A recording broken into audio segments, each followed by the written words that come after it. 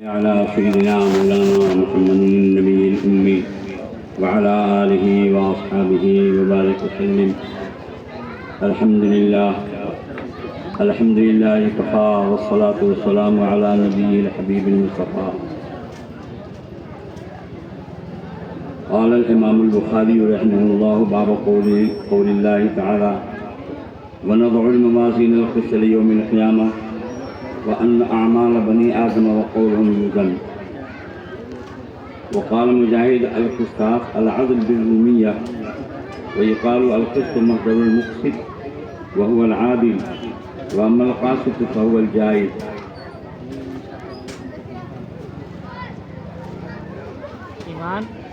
بخاری شریف کا یہ آخری باب امام بخاری علیہ السلام نے قائم فرمایا ہے، اور اس نے ایک آیت کریمہ کو ذکر فرمایا ہے، اور اس کی تائید میں ایک حدیث شریف کا جو آخری حدیث ہے اس کتاب کی اس کو ذکر فرمایا.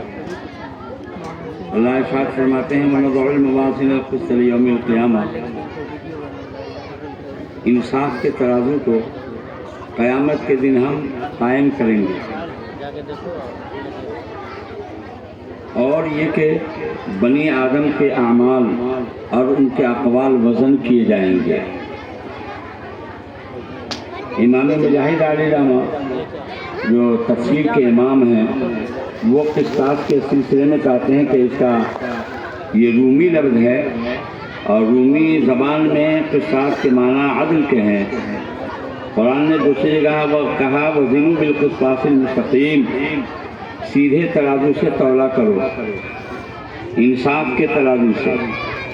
تو قسطاس کے معنی عدل کے ہیں، انصاف کے ہیں.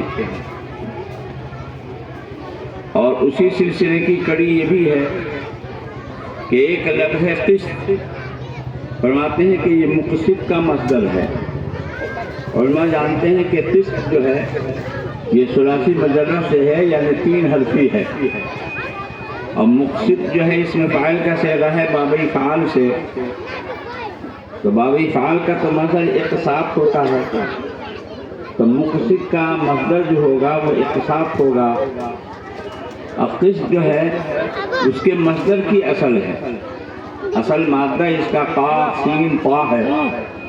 تو قسط کے معنی انصاف کے ہیں، اور یہ مقسط کا مصدر ہے. لیکن مقسط کے معنی عادل کے ہیں، انصاف ور کے ہیں، منصف کے ہیں. علماء جانتے ہیں کہ باب فعال کے اندر جو حمزہ آتا ہے وہ سلب کے لیے آتا ہے، یہ ازالہ کا معنی پیدا کرتا ہے. تو قسط کے معنی تو ظلم، قسط کے معنی اصل میں ظلم کے ہیں، تو مقسط کا معنی ہو جائے گا ظلم کو دور کرنے والا. اور قسط ہی سے قاسط بنا ہے جس کے معنی ظالم کے ہیں. قسط جو ہے ثلاثی مجرد کا مصدر ہے، اور اس کا اس میں فاعل ہے قاسط. اما القاسطون، ظلم کرنے والے لوگ وہ جہنم کے ایندھن ہوں گے. قرآن نے کہا وَأَمَّا الْقَاسِطُونَ، کہ جو لوگ ظلم کرتے ہیں وہ کل قیامت کے دن جہنم میں جھونکے جائیں گے، کفر شرک کرتے ہیں وہ. تو قسط کے معنی ظلم کے ہیں، اور قاسط اسی سے ہے ظالم کے معنی میں. یہ عربی لفظ ہوا، لیکن قسط جب رومی زبان کے اندر استعمال ہوتا ہے تو اس کے معنی انصاف کے ہوتے ہیں. تو قسط سے بنا ہے اقساط اور مقسط، اور اس کے اندر حمزہ جو ہے سلب کا ہے، تو ہوگا ظلم کو دور کرنے والا، یعنی انصاف کرنے والا.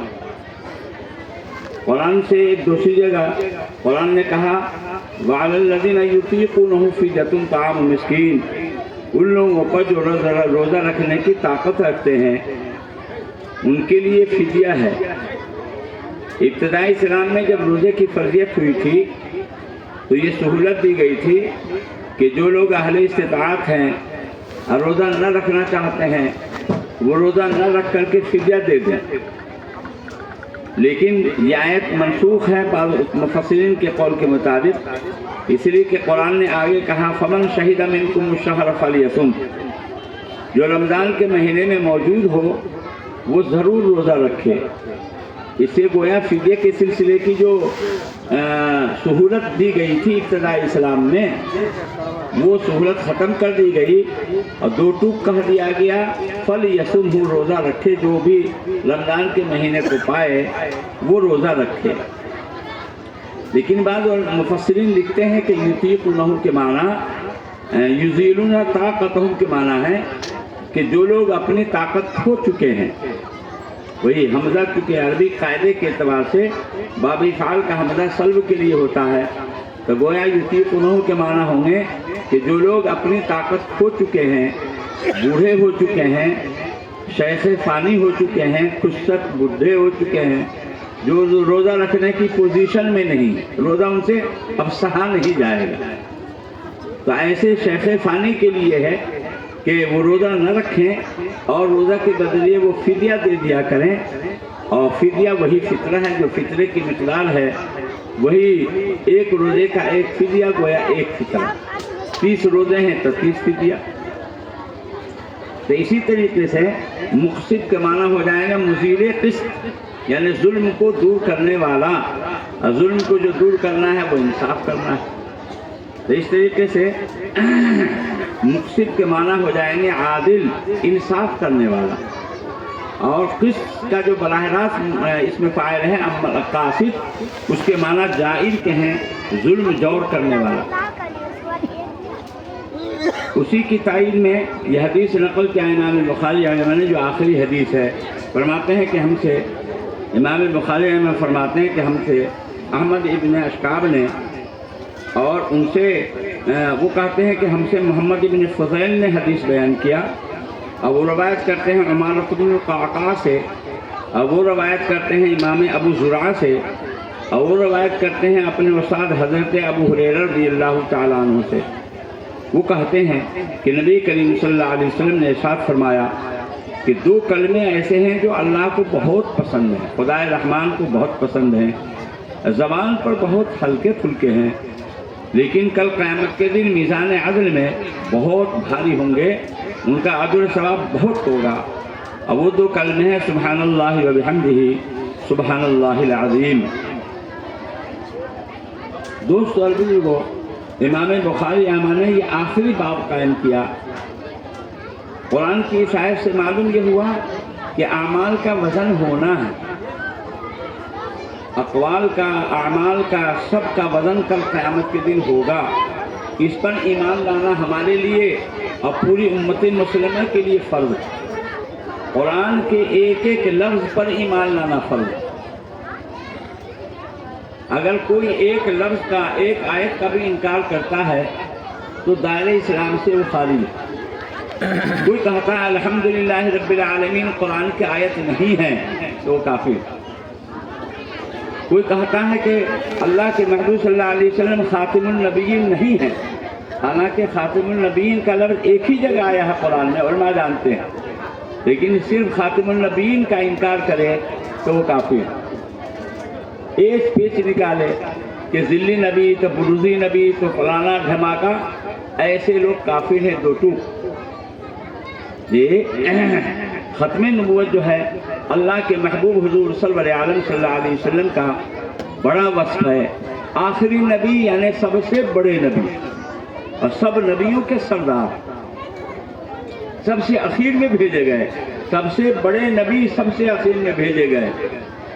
अल्लाह की बड़ी हिकमत, सितारे निकलते हैं जगमगाते हैं, फिर ये चांद निकलता है वो भी जगमगाता है, फिर आखिर में आफ़ताब को निकाला जाता है जिसकी रोशनी के अंदर सब की रोशनी जम हो जाती है। हज़रत नूह अलैहिस्सलाम तशरीफ़ लाए, हज़रत आदम अलैहिस्सलाम तशरीफ़ लाए, सबसे पहले हज़रत नूह अलैहिस्सलाम, हज़रत इब्राहीम अलैहिस्सलाम, हज़रत मूसा और हज़रत ईसा अलैहिस्सलाम। ये सब नबूवत में तरक्की होती चली गई शरीयत में, और सबसे आखिर में हमारे और आपके आका हुज़ूर खातिमुन नबीयीन सल्लल्लाहु अलैहि वसल्लम तशरीफ़ लाए। गोया सबकी में नबूवत के सबसे आला फर्ज, आला मकाम पर फायज हमारे और आपके आका सल्लल्लाहु अलैहि वसल्लम। शुरू ही में आपको भेज दिया जाता तो हज़रत नूह अलैहिस्सलाम की नबूवत कब चमकती, सितारे को भी चमकने का मौका दिया गया اور چاند کو بھی چمکنے کا موقع دیا گیا اور آخر میں سورج کو لایا گیا جو سب پر بھاری۔ تو یہ بات آئی کہ قرآن کی ایک آیت کا بھی کوئی انکار کرتا ہے تو وہ کافر ہے۔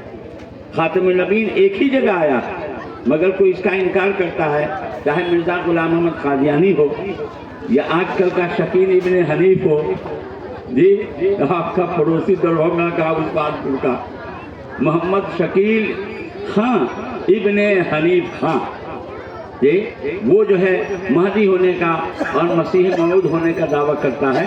اس سلسلے میں اپنے علماء کرام کی باتوں کا آپ سنیں اور اس سے واقفیت کریں، اس لیے کہ ہمارے اسکول کالج کے طلبہ ہیں، اسٹوڈنٹ ہیں، ان کو بڑی آسانی سے اپنے دام میں اور جال میں پھنسا لیتے ہیں یہ لوگ۔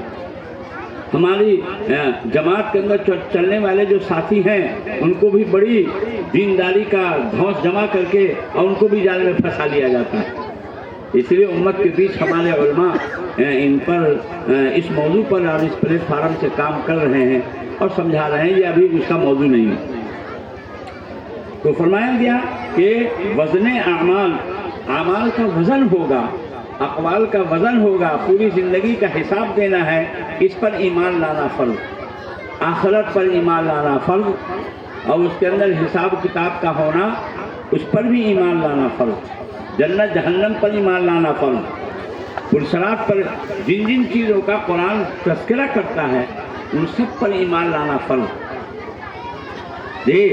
وہ کوئی سی اور کیا ہوگا کہ کسی چیز کو مانے کسی چیز کو نہ مانے، رام چندر جی کو مانے تب بھی ہندو، اور راون کو مانے جنوبی ہند میں وہ بھی ہندو، اور کرشن کو مانے وہ بھی ہندو، چت بھی اور پٹ بھی۔ ہمارے یہاں ایسا نہیں ہے، تمام ضروریات دین پر ایمان لانا یہ ہے اسلام۔ اگر ان میں سے کسی کا انکار کرتا ہے کافر۔ یہاں یہ نہیں چلے گا کچھ پر ایمان لاوے آدمی اور کچھ پر ایمان نہ لاوے اور رہے مومن، نہیں۔ تو قیامت کے دن اعمال کا وزن ہوگا، کیسے ہوگا؟ یہ بعض محدثین کی رائے یہ ہے کہ جو کرام کاتبین اعمال کو لکھ رہے ہیں، اقوال کو لکھ رہے ہیں، ما یلفظ من قول الا لدیہ رقیب عتید، آدمی زبان سے نکالتا نہیں ہے کہ فوراً تیار ہے فرشتہ اس کے لکھنے کے لیے، سے لکھا جاتا ہے۔ تو یہ اعمال اقوال کو جو لکھ رہے ہیں اسی نامہ اعمال ہی کو وزن ترازو میں ڈالا جائے گا، اسی سے وزن ہوگا۔ بعض محدثین ہمارے کہتے ہیں کہ نہیں، ان اعمال کو اور اقوال کو جسمدار بنا دیا جائے گا اور اس جسمدار چیز کا گویا وزن ہوگا۔ اور بہت سے محدثین کہتے ہیں کہ نہیں، اقوال اور افعال کا وزن ہوگا۔ آج کل کی جدید انکشافات نے اور ایجادات نے اس مسئلے کو تو بالکل آسان کر دیا ہے۔ بخار کا وزن ہوتا ہے کہ کتنے ڈگری بخار کوئی جسمدار چیز نہیں ہے۔ ہوا کا وزن ہوتا ہے کہ کتنے کلومیٹر کی رفتار سے ہے، اور بارش کئی انچ ہوئی ہے اور کتنی مقدار میں ہوئی ہے، ان سب چیزوں کا وزن کر لیا جاتا ہے۔ ہوا کا جب وزن ہو گیا، ہوا کوئی جسمدار چیز نہیں ہے، وزن ہو رہا ہے۔ بخار کوئی جسمدار چیز نہیں ہے اور وزن ہو رہا ہے۔ تو جب انسان وزن کر رہا ہے تو انسان کا خالق و مالک اللہ اکبر، وہ تو زبردست قدرت رکھتا ہے، وہ بھلا کیسے نہیں وزن کروا لے گا۔ تو کہتے ہیں کہ قیامت کے دن اعمال کا وزن ہوگا، اقوال کا وزن ہوگا۔ اور اسی سلسلے کی یہ حدیث آئی، حدیث میں بھی تذکرہ اللہ کے محبوب صلی اللہ علیہ وسلم نے فرمایا، وزن کا تذکرہ فرمایا، ثقیلتان فی المیزان، کہ میزان عدل میں یہ دو کلمے بہت بھاری ہوں گے۔ امام بخاری رحمہ کا جو طرز ہے، نہج ہے، یہ علماء ہمارے جانتے ہیں کہ قرآن کی کس آیت کو عنوان بناتے ہیں اور اسی کی تائید میں حدیث لاتے چلے جاتے ہیں۔ ایک بات یہاں پر سمجھنے کی ہے، حدیث جو ہے اللہ کے محبوب صلی اللہ علیہ وسلم کے اقوال اور آپ کے افعال اور آپ کی تقریرات، ان سب کو حدیث کہا جاتا ہے۔ یہ پورے قرآن کی تفسیر ہے۔ دراصل جو لوگ حدیث کا انکار کرتے ہیں وہ دراصل قرآن کا انکار کرتے ہیں۔ جی آپ کے علم میں شاید نہ ہو، پاکستان کے اندر ایک جماعت اٹھی تھی اہل قرآن کی، وہ کہتے تھے کہ ہم اہل قرآن ہیں، ہم صرف قرآن کو مانیں گے، حدیث کو کچھ نہیں مانیں گے، حدیث کو بھی نہیں، اور جب حدیثی کو نہیں مانیں گے تو مجتہدین کے رائے کو اجتہادات کو کہاں سے مانیں گے؟ جی یہ سب دائرہ اسلام سے خارج لوگ، اس لیے کہ حدیث کے بغیر قرآن کی تفسیر ہو ہی نہیں سکتی۔ جی اللہ فرماتا ہے ہم نے آپ پر یہ کتاب اتاری ہے تاکہ آپ لوگوں کے سامنے اس کی وضاحت کریں، کہ کیسے وضاحت کریں؟ اپنے زبان مبارک سے اس کی وضاحت کریں اور اپنے عمل کے ذریعے سے اس کی وضاحت کریں۔ جی نماز کی وضاحت، قرآن نے کہا اقیم الصلاۃ، نماز کی پابندی کرو، تو اس کی وضاحت آپ نے اپنے زبان مبارک سے بھی کیا، قیام ایسا ہو، رکوع ایسا ہو، سجدہ ایسا ہو، قاعدہ ایسا ہو، پڑھنا اس طرح ہو، ایک ایک چیز کو بتلایا، اپنے زبان مبارک سے بھی بتلایا اور عمل کر کے بھی دکھلایا، عمل کر کے بھی دکھلایا۔ تو آپ اپنے اعمال مبارکہ سے اور آپ نے اپنے اقوال مبارکہ سے اقیم الصلاۃ کی گویا وضاحت کیا۔ یہ اہل قرآن جو کہتے ہیں کہ قرآن پڑھنے کو قرآن کہاں کہتا ہے نماز پڑھو، قرآن کو کہتا ہے نماز قائم کرو، صلاۃ کے معنی دعا کے ہیں، دعا کر لیا ہو گئی نماز، اور تیری بھلا۔ یہ اقیم الصلاۃ کی جو وضاحت ہے اللہ کے محبوب صلی اللہ علیہ وسلم نے کی ہے، اس کے بغیر اقیم الصلاۃ کا معنی سمجھا نہیں جا سکتا، آپ الزکوٰۃ کا معنی نہیں سمجھا جا سکتا۔ اور اسی طریقے سے من استطاع الیہ سبیلا جو حج والی حج کے سلسلے کی آیت، اس کی وضاحت کے بغیر، آقا صلی اللہ علیہ وسلم کی وضاحت کے بغیر اس کو نہیں سمجھا جا سکتا۔ جی اور اسی طریقے سے روزہ ہے، تو یہ ہے حدیث کی حیثیت جو ہے قرآن پاک کی تفسیر ہے، بغیر آپ کی احادیث مبارکہ کے قرآن پاک کی تفسیر نہیں ہو سکتی، اس پر عمل نہیں کر سکتا ہے، ہو ہی نہیں سکتا عمل۔ اس لیے جو لوگ حدیث پاک کا انکار کرتے ہیں وہ دائرہ اسلام سے خارج ہیں، اس لیے کہ قرآن کہتا ہے کہ آپ بیان کیجئے، اور بیان آقا صلی اللہ علیہ وسلم کو رہتے کہ نہ اس کو نہ مانیں گے، تو گویا لتبین للناس کو نہیں مانا، قرآن کی اس آیت کے اس حصے کو نہیں مانا، تو اسلام میں رہ کہاں جائے گا؟ خیر یہ ایک ضمنی بات تھی۔ دوستو اور بزرگوں، اللہ کے محبوب صلی اللہ علیہ وسلم کی اس حدیث پاک کو امام بخاری علیہ نے اخیر میں ذکر فرمایا کہ دو کلمے ایسے ہیں جو خدا رحمان کو بہت پسندیدہ ہے۔ یہ تمہید ہو رہی ہے، دو کلمے ہیں اللہ کو بہت پسند ہے۔ ظاہر ہے کہ اللہ پاک سے جو اس کو محبت رکھنے والے ہیں، اللہ کو جو پسند ہو اس کے بندے کو ہم آپ کو تو ضرور پسند ہونا چاہیے۔ فرمایا کہ زبان پر بہت ہلکے پھلکے ہیں، یعنی ہمت دلانے کے لیے، کہاں کوئی بھاری کام ہے تو چٹکی کا کھیل ہے۔ جی آدمی میں ہمت پیدا کرنے کے لیے، حوصلہ بڑھانے کے لیے ہم آپ بھی کہتے ہیں، ہمارے اساتذہ طلبہ کو بھی کہتے ہیں، کتاب کو سمجھنا تو چٹکی کا کھیل ہے، مندی کا فلسفہ اور یہ فن وہ فن، یہ کیا ہے؟ جی حوصلہ بڑھانے کے لیے فرمایا گیا کہ زبان کو بہت ہلکے ہیں، کوئی ٹائم زیادہ نہیں، صرف زبان کو حرکت دینے کی ضرورت ہے۔ اور فرمایا کہ جتنا ہلکا پھلکا ہے یہ کلمہ، کل قیامت کے دن اتنی ہی اس کا وزن بھاری ہوگا۔ جی ثقیلتان فی المیزان، میزان عدل میں بہت بھاری ہوں گے، ان کا اجر و ثواب بہت ہوگا۔ یہ ہے دو کلمے، سبحان اللہ و بحمدہ، سبحان اللہ العظیم۔ دوستو یہ امام بخاری علیہ السلام نے اپنی اس بخاری شریف کو حدیث النیت سے شروع کیا اور اس حدیث کے اوپر اپنی اس کتاب کو ختم کیا، جس کے اندر ذکر کی ترغیب دی گئی، اور اسی طریقے سے اعمال کے تولے جانے والی آیت لائی گئی، اور میزان کا تذکرہ جس حدیث میں وہ حدیث لائی گئی۔ اس سے سمجھانا ہے کہ آدمی اپنی پوری زندگی کے اعمال میں، اقوال میں، حرکات میں، سکنات میں نیت خالص رکھے، بغیر نیت کے، اخلاص نیت یہ بنیادی چیز ہے۔ سارے اعمال کی جان ہے اخلاص، بڑا سے بڑا عمل ہو، پہاڑ کے برابر کیوں نہ ہو، لیکن اخلاص سے خالی ہو، ابوال حسن جی آپ کا فون بج رہا ہے۔ نہیں ملے گا۔ ابوال حسن جی نماز جو ہے یہ بڑا برتن ہے،